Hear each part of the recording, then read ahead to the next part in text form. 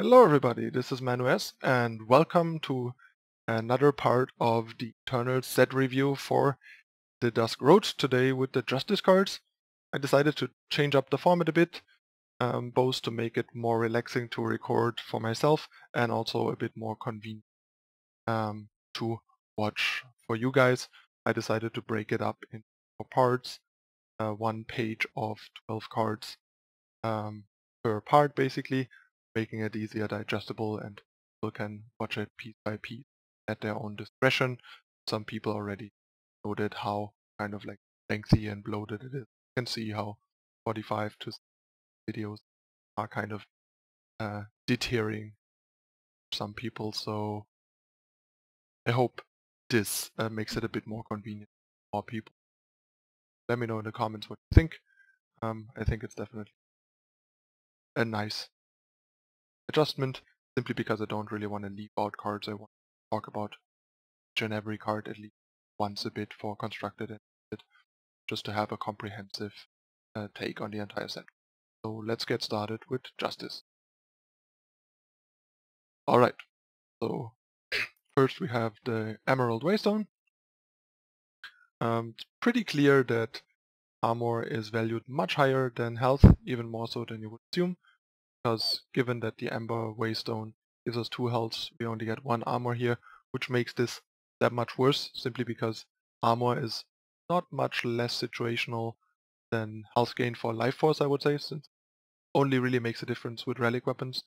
There's only so many in most decks, and the deck with the most relic weapons, and that's most relic weapon focused, is Armory, and is a 3 faction deck with a lot of seeds that will have a hard time running a lot. And even if it can afford to, the gain is pretty marginal at 1 armor. The card is possibly the weakest Waystone of all. Like, I guess tied with the Nightfall Waystone, because unless you really benefit from Nightfall, Metrical draw 1, take 1 damage, like just doesn't seem very good, especially to your power base, triple you. And in Limited, this is just like any Waystone. Pick it up when there's nothing else to do, put it in your deck, because not really any downside in Limited usually. Next we have Humble Instructor. Pretty nice 1-drop as a unit, not very impactful as a 1-1, but the ability is really strong. Probably a bit too slow and situational for Constructed to just quite make the cut, even though it's fairly powerful. But in Limited, having the ability to permanently buff your units each and every turn, even like in a way that when they get bounced or make it to the void and you get them back, they still retain the buff, is super strong. So as long as you have enough things to use this on, this is potentially an uncommon spoiler, because win the game you just kind of stall out and also use the buffs to get the game into a stall, and then all you need to do is just pay 2 a turn, exhaust this guy, make monsters, and eventually overwhelm the opponent with monstrous units that they cannot compete with, especially if you use this on cards like Army Guardian.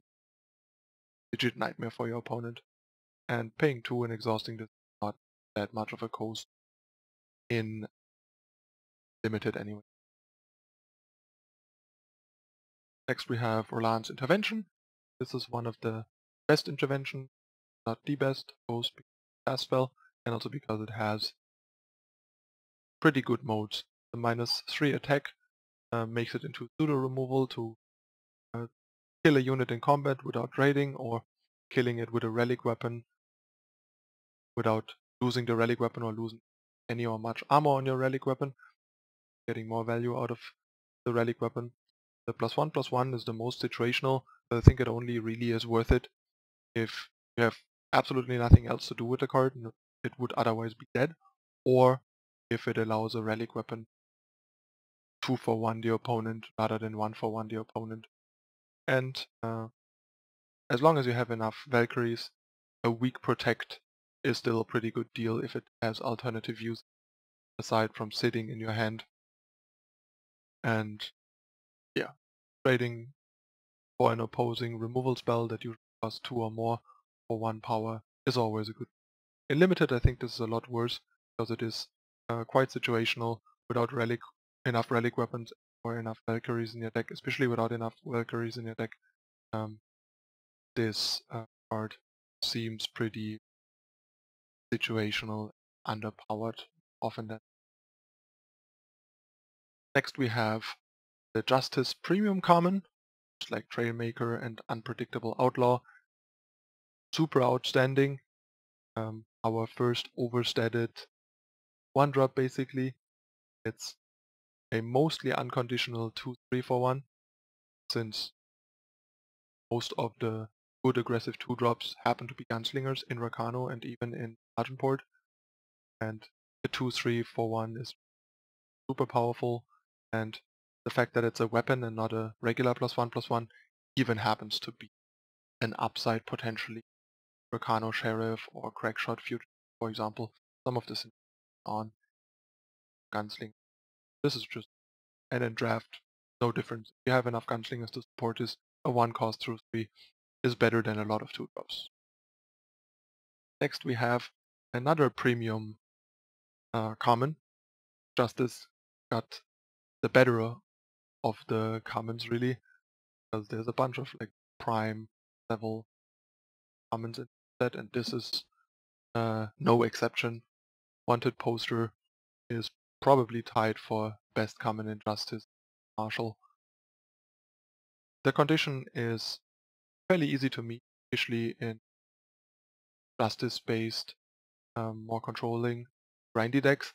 Because, for example, in Argenport you have a ton of hard removal, Varus favor, and relic weapons.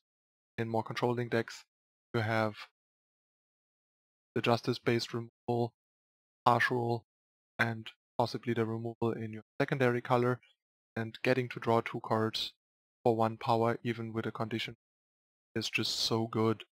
And in this game there's hardly any deck doesn't have enough targets to use this on to draw the cards reliably. Have enough targets. Yeah, this card is just incredibly good, easily the best card draw spell in the game right now in my book. I'm pretty surprised that they did, given how they approached card draw elsewhere, and it's kind of a nice, interestingly different take on card draw, giving it weird condition to allow it to be cheap. And then limited, if you have enough support, it's also good, but it's harder to make it, making it quite a bit worse there.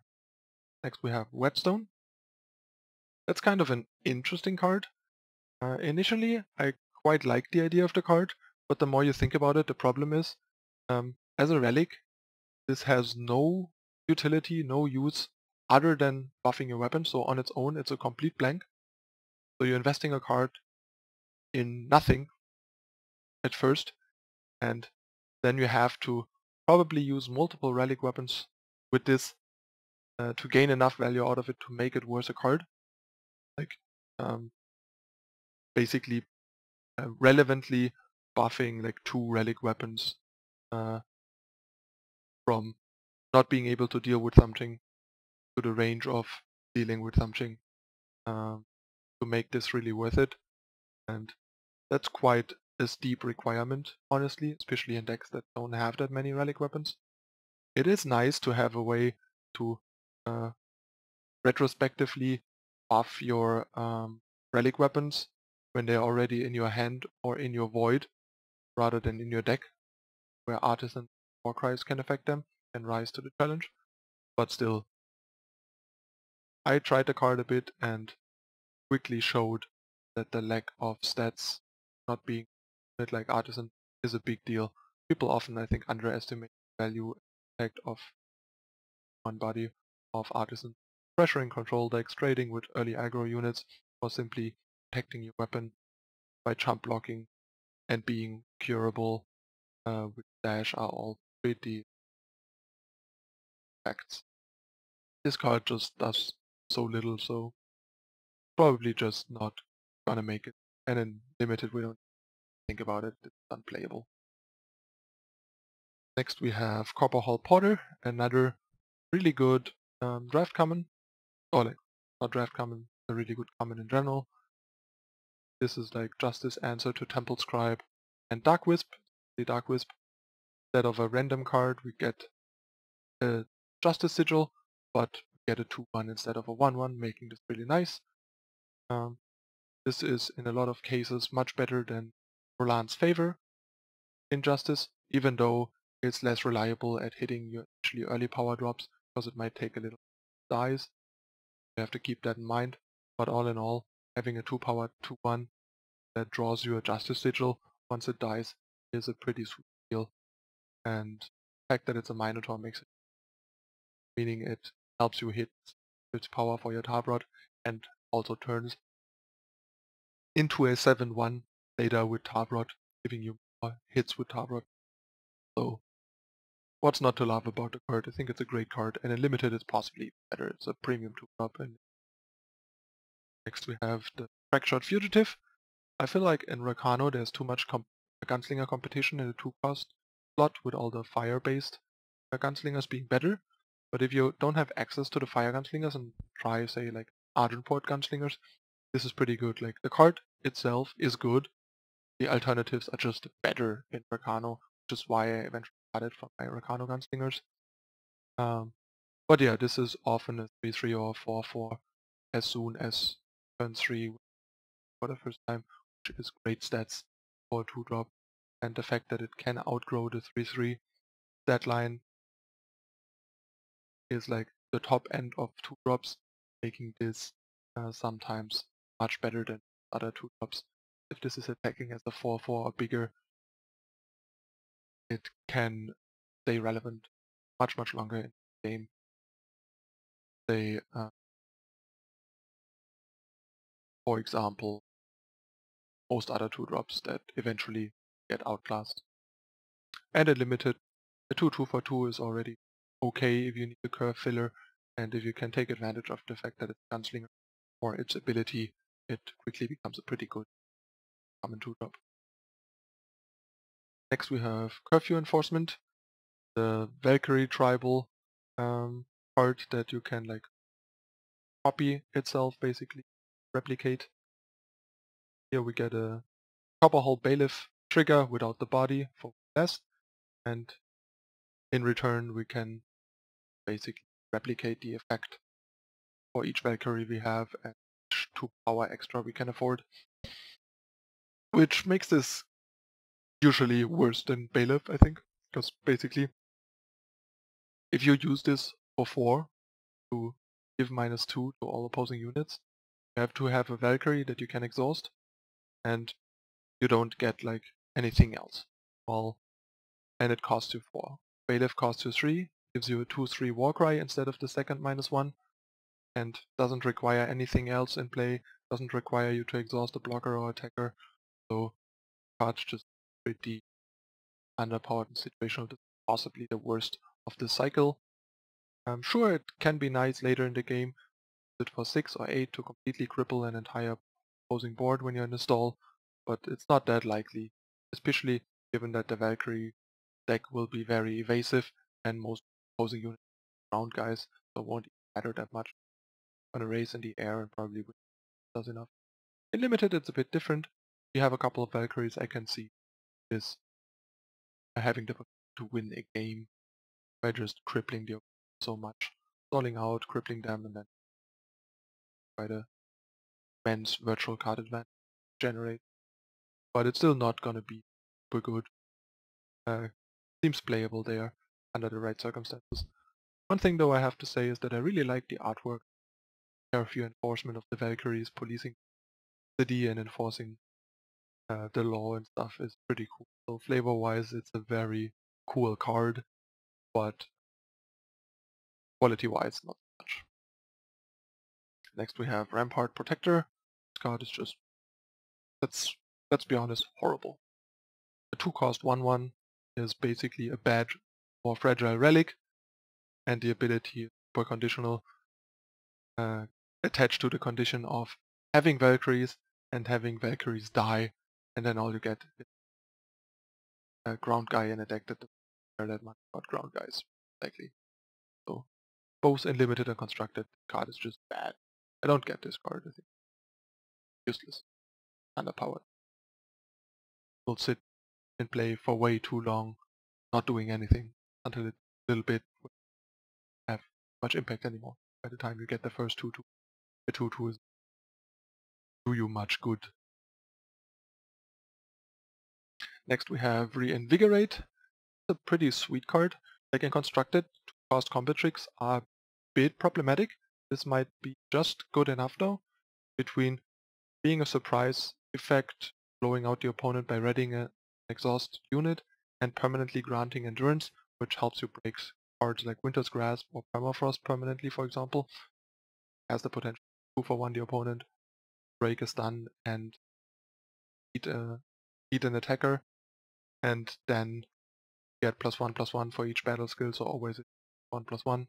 And in the decks will probably often be 3/3, sometimes. And in limited, this is a really good trick and utility spell, I would say. But I can even see this has some versatility to it.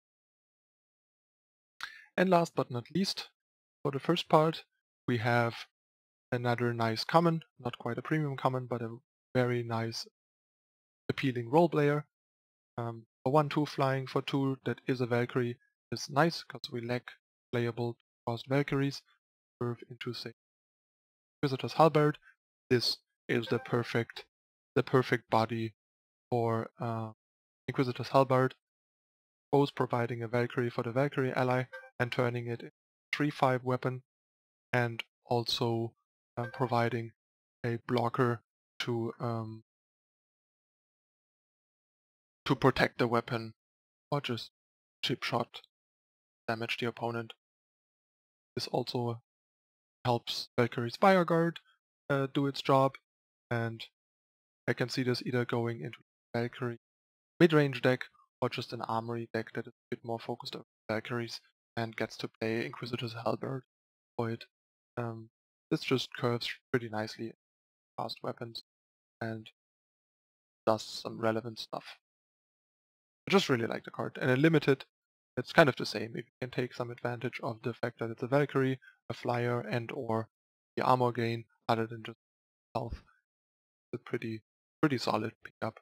But nothing to write home about in draft, I guess. It really shines through all this role-playing synergy that is less impactful than. But yeah, all in all, really sweet, well-balanced, well-designed. Okay, that's it for the first part of the Justice cards. Second part coming up next. Don't go anywhere.